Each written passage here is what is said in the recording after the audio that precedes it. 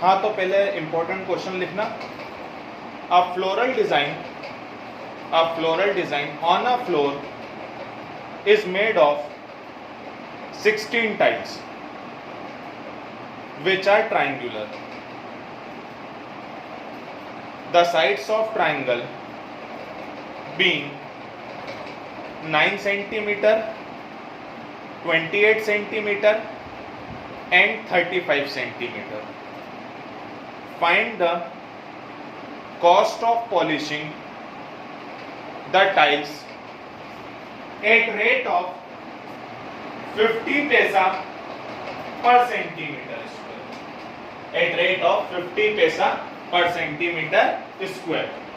तो अब अच्छे से देख लेना, आपको देखे रखा 16 ट्रायंगुलर टाइल्स है जिनकी साइड है 9 सेंटीमीटर, 28 सेंटीमीटर और 35 सेंटीमीटर। बेटा आज स्पीड में काम करेंगे, समझते जाना। मैं आपको क्वेश्चन सिर्फ समझा के छोड़ूंगा, पूरे आप सॉल्व करना। सबसे पहले एस निकाल लेना, a plus B plus C upon 2। फिर एरिया ऑफ ट्राइंगल निकलेगा, कैसे निकलेगा? S minus A, S minus B, S minus C. ये कितनी टाइल्स का एरिया आ जाएगा? एक। ऐसे कितनी टाइल्स है? 16। तो एरिया ऑफ 16 टाइल्स कैसे निकलेगा? 16 इंटू एरिया ऑफ 1 टाइल्स। तो जो भी इसका एरिया आएगा उसमें काय का मल्टीप्लाई कर देना, 16 का।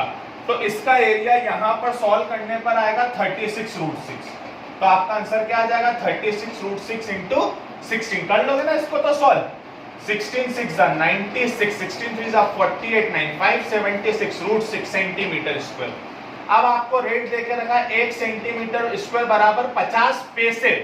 तो बेटा पैसे को रुपए में कन्वर्ट करना आता है ना, 50 पैसे मतलब हाफ रुपीस। तो हाफ रुपीस, तो 1 सेंटीमीटर स्क्वायर हाफ रुपीस का है।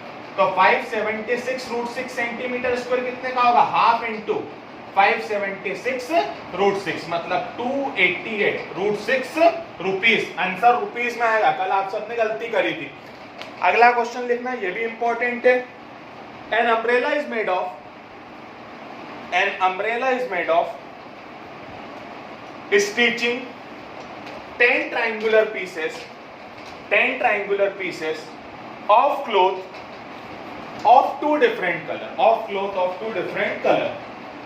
Each piece measuring 20 centimeter, 50 centimeter and 50 centimeter. How much cloth of each color is required? How much cloth of each color is required? तो इसमें आपको क्या देके रखा है? अपन लोगों को एक अम्ब्रेला बनानी है। उस अम्ब्रेला के बारे में जानकारी है कि उसकी एक साइड 20 सेंटीमीटर है और बची हुई दो साइड 50 सेंटीमीटर है। ये अम्ब्रेला के बारे में जानकारी है। अम्ब्रेला में 10 ट्रायंगुलर पीस लगे। कितने ट्रायंगुलर पीस लगे? 10। और 10 ट्रायंगुलर पीस लगे हैं दो कलर के मिला के। कितने कलर के मिला के? 2। तो एक कलर के कितने पीस हो जाएंगे? 5। और ये बात समझ में, एक अम्ब्रेला में 10 ट्रायंगुलर पीस लगे और 10 ट्रायंगुलर पीस कितने कलर के मिला के लगे हैं? 2 कलर के। तो एक कलर के कितने पीस हो जाएंगे? 5। तो एक कलर का एरिया निकालना है। तो ये एक ट्रायंगल का क्या है? पहले एक ट्रायंगल का एरिया निकाल लो। तो एक कलर के कितने ट्रायंगुलर पीस है? 5। तो 5 का क्या कर देंगे उसमें अपन? मल्टीप्लाई। सबसे पहले इसमें एस निकाल लो,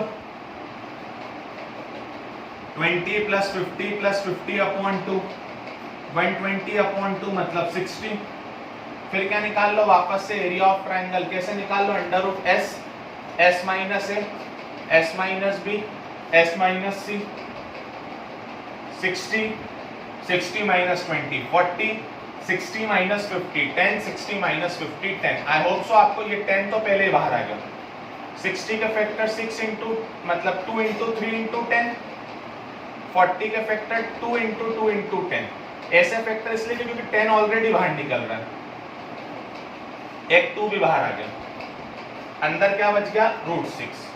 200√6 सेंटीमीटर स्क्वायर। ये एक पीस का एरिया आया। तो एरिया ऑफ ईच कलर, एक कलर के कितने ट्रायंगुलर पीस है? 5। तो एक कलर का एरिया कितना हो जाएगा?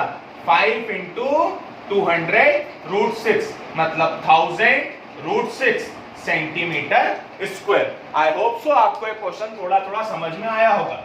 बेटा ये बैक टू बैक एनसीईआरटी के क्वेश्चन से सालों से एग्जाम में आ रहे हैं। विश्वास रखिए, जो पिछले 2-3 दिन में पढ़ा है ना उसमें से एक क्वेश्चन बनेगा। अगला क्वेश्चन लिखना, a kite in shape of square, a kite in shape of square is made of three different colors, how much paper of each shade has been used if each diagonal of kite is 32 centimeter and lower portion has the sides 6 centimeter, 6 centimeter and 8 centimeter, has the sides 6 centimeter, 6 centimeter and 8 centimeter. तो question क्या है, बहुत अच्छे से समझ लेना please, कि एक सुनना अच्छे से, एक पतंग बनाई, ये पतंग स्क्वायर शेप की, देखिए पतंग, नीचे ऐसा लोअर पोर्शन है जिसमें 6, 6, 8, ये पतंग 3 कलर से मिलके बनी, ऊपर एक कलर, ये दूसरा, ये तीसरा, हमको तीनों कलर कितने होंगे ये बताना है। आपको ये देके रखा है कि स्क्वायर का डायगोनल है 32 सेंटीमीटर। पहली चीज, स्क्वायर के डायगोनल्स इक्वल होते हैं। स्क्वायर के डायगोनल्स कैसे होते हैं? इक्वल। ये चीज आपको बहुत अच्छे से पता होना चाहिए कि diagonals of square are equal and bisect each other at 90 degree या एट 90 डिग्री। तो प्लीज समझने की कोशिश करना अच्छे से कि अगर हम ये स्क्वायर का दूसरा डायगोनल बनाए तो अगर पहला डायगोनल 32 का है तो दूसरा डायगोनल भी कितने का होगा? 32 का। दूसरा डायगोनल भी कितने का होगा? 32 का। साथ में वो एक दूसरे को क्या करते हैं? बाइसेक्ट। मतलब ये पूरा 32 है तो आधा कितना हो जाएगा? ये अगर पूरा BD 32 सेंटीमीटर है तो ये BO और ये DO दोनों हाफ ऑफ 32, मतलब दोनों कितने हो जाएंगे? 16। पूरा 32 था तो 16 ऊपर 16 नीचे। अब आप ढंग से देखो तो 3 ट्राइंगल बन रहे हैं। अब आप ढंग से देखो तो 3 ट्राइंगल बन रहे हैं। तीनों आपको अच्छे से दिखाता हूं। पहला ये वाला, ये है 32 और इस पे जो हाइट डल रही है वो है 16। दूसरा इसका उल्टा, नीचे वाला, जिसमें ये अगेन है 32 और ये है इस पे हाइट 16। और तीसरा ये नीचे वाला पुछंडी 6, 6, 8। अब हमको इन तीनों का क्या निकालना है? एरिया।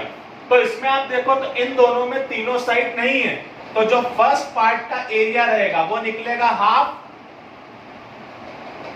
बेस इंटू हाइट से, क्योंकि इसमें साइड नहीं दी है, बेस और हाइट दिया है। Half 32 into 16 256 centimetre square.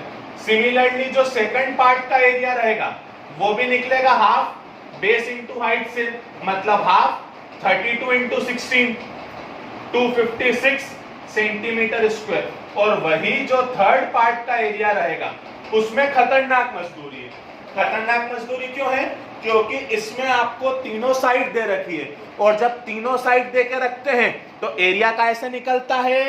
Area निकलता है हेरोन्स फॉर्मूला से। तो आई होप सो थर्ड पार्ट का एरिया आप हेरोन्स फॉर्मूला से निकाल लेंगे। थर्ड पार्ट का एरिया आप हेरोन्स फॉर्मूला से निकाल लेंगे। क्लियर है? क्लियर है? ठीक। तो अगला क्वेश्चन लिखना, नॉर्मल क्वेश्चन बिल्कुल। The area of triangle is 48 centimetre square. The area of triangle is 48 centimetre square. It's base is 12 centimetre. It's base is 12 centimetre. Find height. तो आपको एरिया कितना देके रखा है? 48 सेंटीमीटर स्क्वायर। बेस कितना देके रखा है? बेस आपको देके रखा है 12 सेंटीमीटर। क्या निकालने को आपसे बोली है? हाइट। याद है एरिया का formula, half base into height. तो एरिया आपको कितना दिया है 48, हाफ बेस कितना 12, क्या निकालनी है हाइट, 2 1 जा 2 6 जा 6 इधर मल्टीप्लाई में, उधर जाके डिवाइड में, तो हाइट आ जाएगी आप लोगों की 8 सेंटीमीटर। आई होप सो आपको इतना क्लियर होगा। कल अपन हेरोल्ड्स फॉर्मूला के कुछ हेवी क्वेश्चंस लेके चैप्टर को खत्म करेंगे। Thank you.